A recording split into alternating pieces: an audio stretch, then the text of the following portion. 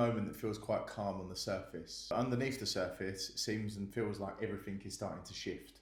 We're now the matter of days away from one of the most important budgets the world's probably ever witnessed, definitely in British history. A budget that now has to find and start to plug £50 billion as a black hole. Every expert that I'm speaking to, that we're liaising with, they all understand the exact same thing. More taxes, more freezes, more pressure, but there's definitely going to be less support, less certainty, and less real value in people's pockets. The pound in the background is quietly losing its value. Savers are not keeping up with heightened inflation. Borrowing costs have climbed. People aren't silly. People now know that they can see something that isn't quite right, even if they can't always explain it. And in the middle of this countdown to the next budget, trust in our financial system, the more conventional financial system, is starting to fit. And this week, welcome to the podcast, Charlie. Charlie's been with us now for the last 6 months or so. Yeah. Since we've been growing, as we're getting better and better. Charlie, welcome to the podcast, mate. Thank you for having me. I appreciate being here. You're more than welcome, pal. And today, let's just keep it organic. Let's try and keep it as simple as possible, because I don't want people to get a complicated answer, complicated message. You know, really I'll keep it cut through the noise is what we want to do, really. Absolutely. So Charlie's really taken a loving to the gold market as well. You're new to the gold, Charlie. Yeah. And I think I'm going to be asking you some questions as well. As you throw them to me, I'll throw a couple back to you too. Absolutely. The idea of it is to try and help the listeners, the watchers, clients, potential clients, see us as real people and understand what's actually really happening around us. Yeah, because we are real people. We are real people, yes, and we're working for real people. Absolutely. And their wish is our command. We understand what's happening around us, and it's our job to regurgitate all the information that we absorb in the most simplest form possible. Yeah, right? I think that's one thing I will say. All of this market seems to be far too overly complicated. You know, they use words and jargon to confuse the average person, when really it is quite simple. You know, the idea of buying gold isn't complicated, it is simple. And that's why I fell in love with it, because it is very simple. I mean, if I'm to ask you a question, Kane, what would you describe the financial mood in the UK at the moment? You know, what's your thoughts? How do you think people are feeling about finances? It's a good question. I understand that people are now starting to wake up to the reality of the world that we live in. And not just the world that we live in, the country we live in, and the forces behind the great nation of the UK. And nervous, perhaps, is a good word. Yeah. As you know, we're now working with more retail savers, investors now. I've never seen the level of retail investors that are making inquiries of us as what we are now. Yeah, absolutely. No, I agree. I think the people that I'm speaking to on a daily basis, the majority of them, although they, I would say bank level based investments aren't really considered investments, because it's more just of a savings pot where you'd keep your money and hope that it was safe. But as you've highlighted to me, from the time that I've worked with you, I mean, you've spent quite a lot of time educating me and walking me through, how things work in the gold environment. I think a lot of people, you're not investing at the end of the day. You're trying to protect what you've done with your money. I mean, a lot of the people, like you say, they're just normal people. They're hard-working individuals that want to protect their money. And I don't think I openly have debates now where I'm speaking with people and I say, point something out there that gives you that level of security, that level of safety, whilst is at the same time providing double-digit growth. I don't think there is anything else out there. You hit it nail on the head as well. This isn't necessarily a high-flying investment vehicle. No. This is a saving strategy, and that's what it's been for thousands and thousands of years. Somewhere safe for us to store our money during uncertain periods. Yeah, and I mean, it is very uncertain. I mean, what sort of impact is this latest budget going to have? I mean, Rachel Reeves has used, what is that going to do you think, for people's finances? What sort of impact is that going to have on people's finances? 13 days, so a couple of weeks until the autumn budget. The feeling that I'm absorbing from the people that I'm speaking to, they just don't really understand what a budget is. More so, they don't understand the severity of this budget and the fact that we've now received several quite worrying warning signs from the government that this is going to be quite horrendous, and they're going to have to do things that are hard to do to plug the £50 billion black hole. I mean, that's another thing. They call it a black hole. I think a lot of that, you know, when their government labels it, I think it was when Labour first came into government, they said, oh, you know, we found this black hole. You know, what Stumbled on it. Yeah, do you know what I mean? What does that actually mean to the average person? Someone hears black hole, you know, like, it's, again, that jargon, that, like... And it's funny, like, who created that black hole? The government. Honestly. The current government, being apolitical, the current government will blame it on the last government, and that government will also blame it on the government prior to that, and it's just a cascading effect. It's like the US debt, it's just run away. It's just a can that's on fire that they're kicking down the road. But me personally, I think that based on the data that I've seen, read, studied from this next budget and what's being proposed and what's been leaked, for the average layman that is out 12 hours a day working hard for his or her money, it's going to hit us quite hard. I think. Absolutely. It really is. And we'll come on to a little bit later with the ISAs, etc., and how it's really going to hit us. But in my professional opinion, it's going to hurt. Yeah, it certainly is. I mean, I think people's savings nowadays, I mean, are they really keeping up with inflation? If you've got money in an ISA or a savings account or just a current account that does pay interest, is that outperforming inflation, do you think, really? Well, we know it isn't. Exactly. So if my money is in an ISA, for example, or just say a conventional method of saving, let's imagine that that's paying me 3%. Interest, ROI on the money that I put into that saving strategy. Yeah. The devaluation of the pound this year alone has been quite high. So before we even start, if you take the interest they're paying us against the level that the pound's devalued this year, we're starting off on, let's just say, a neutral ground. Yeah. Right? But that's then before we take into consideration the real level of inflation.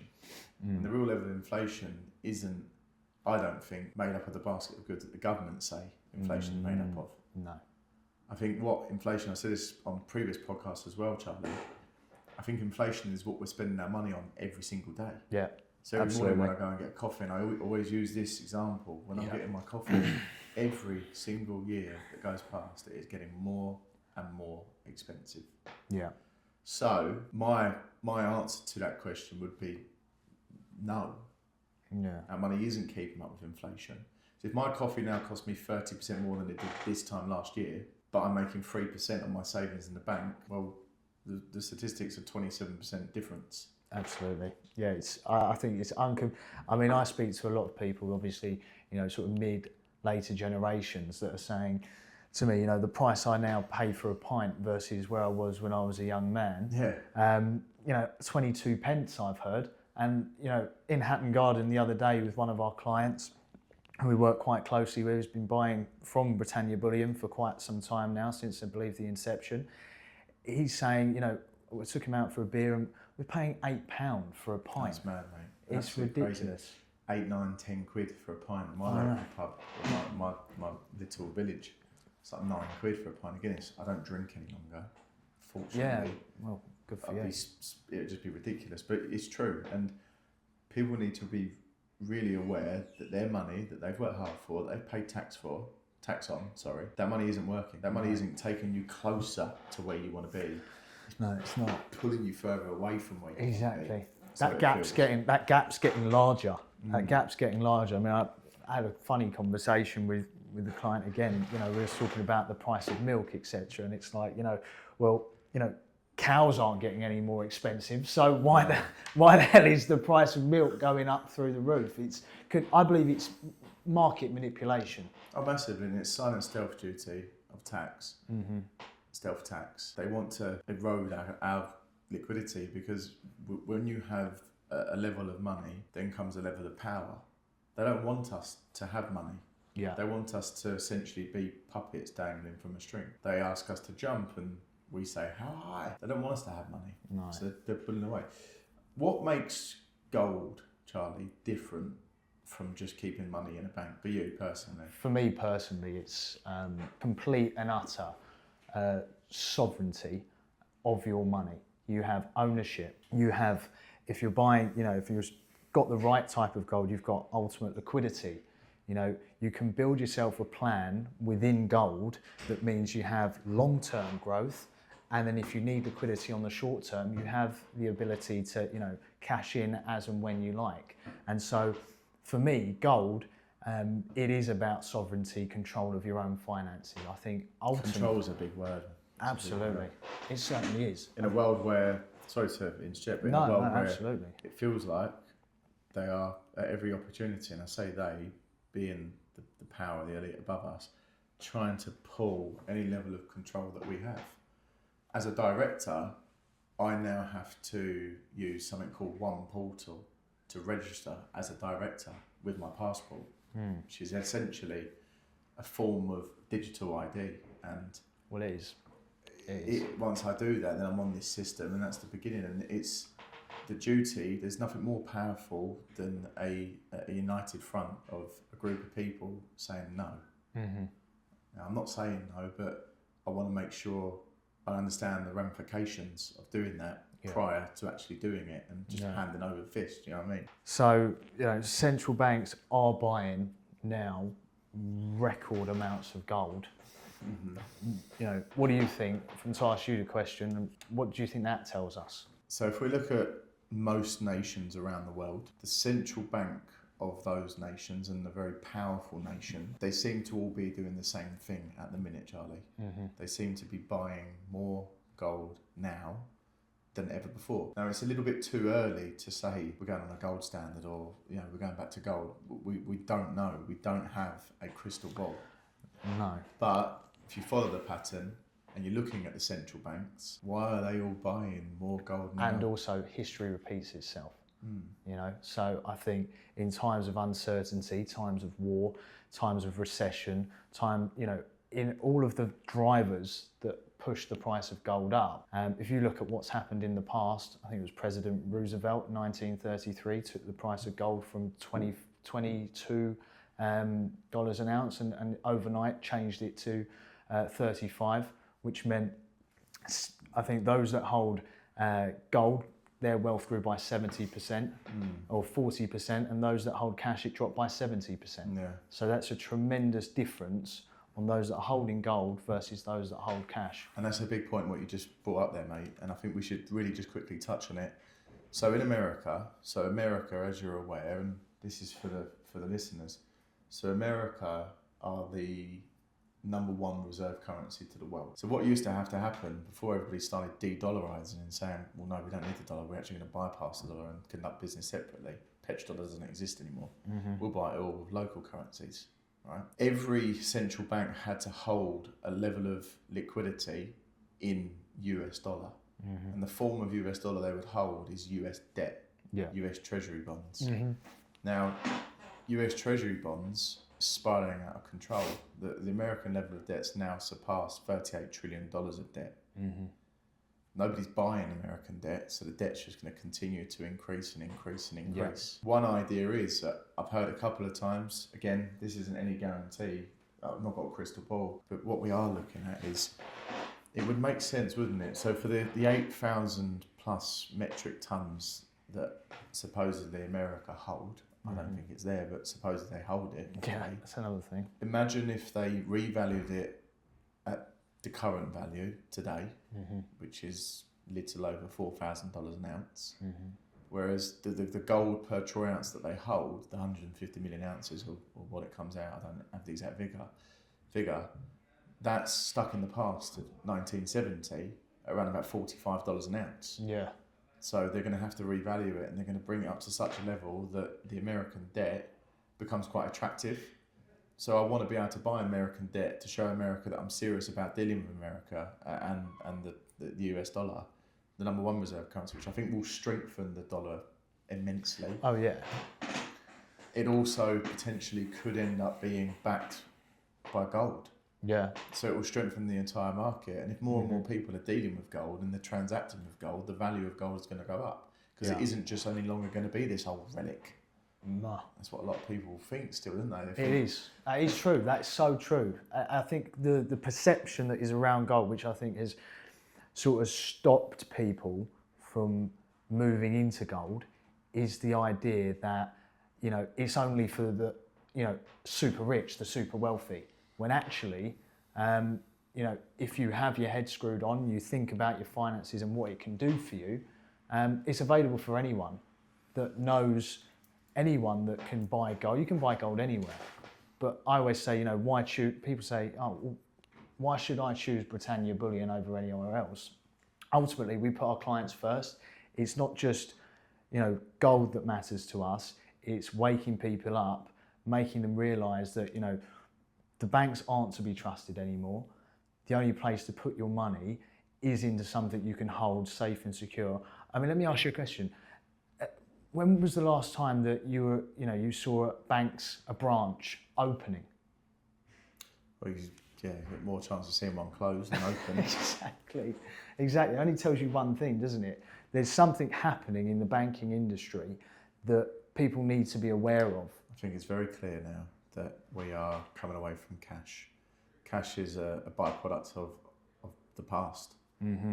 It isn't the future. The future is a digital currency along with digital IDs, which me personally, I'm a big no-no. And on these podcasts, we can't give you advice. We can only share with you what makes sense to us. And for me, it makes no sense, digital ID. We've got driver's licenses.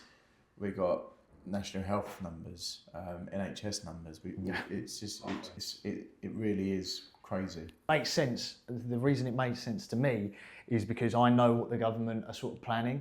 And as you touch on it, you know, it's very clear to see what they're doing. You know, perhaps they're destroying the very system they created, you know, create a problem, provide a solution. And so they want, ultimately, control over everyone's finances. So yes, you're correct. If you look at fiat currencies, out of all the fiat currencies that have ever been created, or as opposed from the ones that are still standing, every single one of them has failed. Yeah. And every single one of them has a 100% chance of failure based on proven track record. If you was at the horses and we was at the Grand National and you had an option to be able to back the horse that has lost every single race, you're probably not going to back that horse. No. You're probably going to go for something a little bit more favourable, and that's like the US dollar.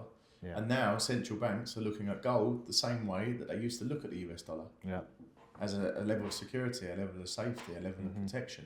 You know, where do you realistically see gold going? You know, in terms of over the next decade, what sort of price or projection can you imagine in 3-5 years' time? It's so hard to, again, none of us have a crystal ball. We all have our own personal thoughts. The way I would study something would be completely different to the way that you would study it. Everybody would have different opinions. In my opinion, after being involved in precious metals for a long time, making a reasonable amount of money for my investors as well, having a good indication of the price drivers and what has to be at play, what has been at play throughout history that has sent the price of gold up in value. Yeah. Like you said earlier on my table that I'm looking at, there's not just one subject that's sending the price of gold up in value. There's probably every single pointer that's ever sent the price of gold up in value on the table at the same time right now. So my forecast is, if I'm looking over the next 5 to 10 years, is personally, it's going to be a damn lot higher than where it is at the minute. I can't give you a specific figure, but you look at JP Morgan, you look at Citibank, you look at some of the biggest institutions in the world, their forecasts are now over 5,000 to 10,000 per troy ounce dollars. Yeah. They probably have a better understanding of what's happening behind these closed doors than what the average layman would do. It's fair to say, isn't it? Yeah. So if we just follow the signs, we follow the big money, or they call it the smart money. The smart money is putting more money now into gold than ever before. And there's also, I'm not anti-cryptocurrency, and I know a lot of people made a lot of money using cryptocurrency, so I'm not against it. Have some cryptocurrency. You've got to speculate. I agree with that. But don't you just find it so weird? Like, what's your thought on this? We see some very affluent, powerful figures that are now constantly talking about Bitcoin and how it's going to go parabolic, including Donald Trump and other members of the government talking about cryptocurrency. Yeah. What about if their job is to take your attention off of gold? You thought about it like that? So they want a load of attention on this cryptocurrency, which I think has been created to take your attention off of what really matters, which is the gold and the silver. Yeah, I completely So agree. all the attention's going into Bitcoin. Yeah. Nobody's looking at gold and silver because of the parabolic movements on Bitcoin. And it just so happens, whilst everyone's buying Bitcoin or cryptocurrency as a plural, right? Central banks are making their largest net purchases of the yellow shiny stuff. Yeah.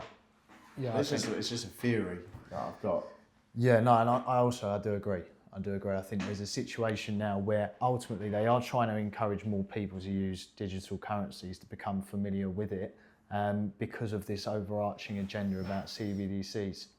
And that's the way they ultimately would like to move finance. How do we get to CBDC?